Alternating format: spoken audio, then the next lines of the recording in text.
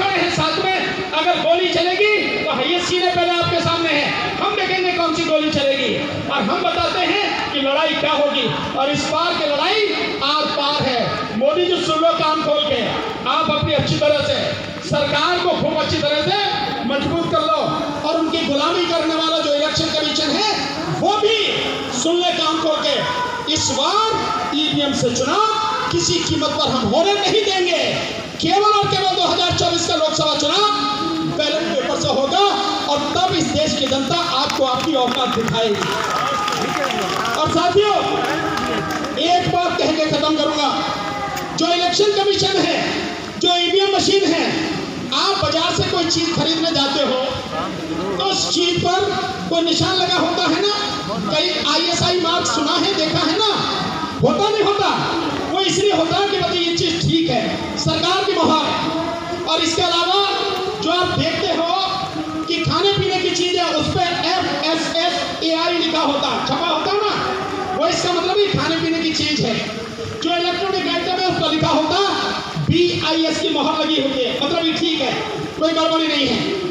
हमने जब पूछा RTI लगा के इलेक्शन कमीशन से, भैया ये तो बता दे, ये जो तेरी मशीन है किसी ने बनाई होगी, किसी ने सर्टिफिकेट दिया होगा, किसी ने वेरीफाई किया होगा, बता कहाँ किसने किया। इलेक्शन कमीशन कह रहा भैया मेरा मामला नहीं है, ये तो जो कंपनी बना रहे हैं उनसे जाकर पूछो। हमने कहा कोई बात नहीं, उनसे पूछ लेते। तो हम BEL के पास गए, भारत इलेक्ट्रॉनिक्स लिमिटेड, तू बता भैया इनका कहीं सर्टिफिकेट है? तो वो कहता है मुझसे क्या पूछ रहे हो यार, मुझे तो इलेक्शन कमीशन की जो कमेटी जैसे कहती है मैं तो बना के दे देता हूँ, वही कराती है जो भी कुछ कराती है।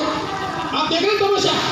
फिर हमने कहा चलो ECIL electronic corporation of India limited जो है, जो हैदराबाद में, उससे पूछ लेते हैं। तो वो क्या कहती है, भैया तीसरी पार्टी आती है, इंस्पेक्शन करके चली जाती है, नाम उसका है SPQC गवर्नमेंट ऑफ इंडिया।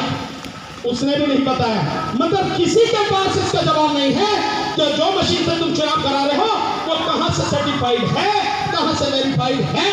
और ये सब नहीं है, इसका मतलब साफ है कि बेईमानी खुल के कर रहे हो।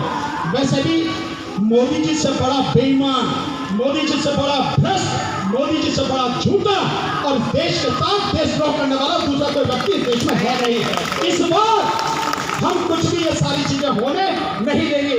पर मेरा आपसे निवेदन है सारे के सारे, आप जितने भी लोग हो और जितने भी लखनऊ में घरों में बैठे हैं, उन सबको जा जाके झकझोरो, उन सबको जगाओ, अबे मुर्दो खड़े हो जाओ, नहीं तो तुम्हारी नस्लें भी नहीं बचेंगी और इस देश की फसलें भी नहीं बचेंगी।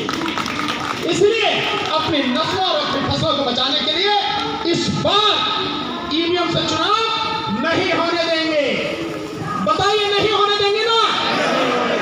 बिल्कुल यही बात है। बहुत बहुत शुक्रिया, आपने मेरी बात ध्यान से सुनी और समझी और आगे इसी के लिए काम करेंगे। आपका बहुत बहुत धन्यवाद। एक चीज बस सिर्फ बता दे रहा हूँ, आपके साथ में जिन किसानों ने 13 महीने लड़ाई लड़ी, मैं 4 दिन पूरे पंजाब में घूम के सभी किसानों से मिला। संयुक्त किसान मोर्चा ने हमारे इस आंदोलन का साथ देने के लिए बाकायदा घोषणा की है, वो हमारे साथ में है। इसके अलावा हमारे साथ में जो फौजी हैं वो सारे फौजी 1 पेंशन वाले, वो फौजी भी हमारे साथ में हैं। कई पॉलिटिकल पार्टियां छोटी बड़ी वो भी धीरे धीरे हमारे साथ में आ रही हैं। और साथियों, जो पार्टियां अभी नहीं बोल रही, कल उन्हें बोलना पड़ेगा, कल यही आएंगे, साथ देना पड़ेगा।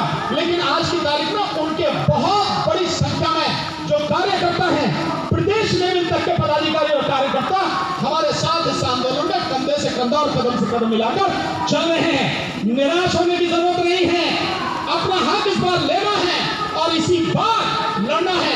अगर ये 3 महीने हम देश के लोग ईमानदारी से लड़ लिए तो कुछ भी बच जाएगा, और नहीं लड़े और चुनाव अगर ईवीएम से हो गया, बचेगा कुछ नहीं। इसके बाद इस देश में चुनाव होगा नहीं।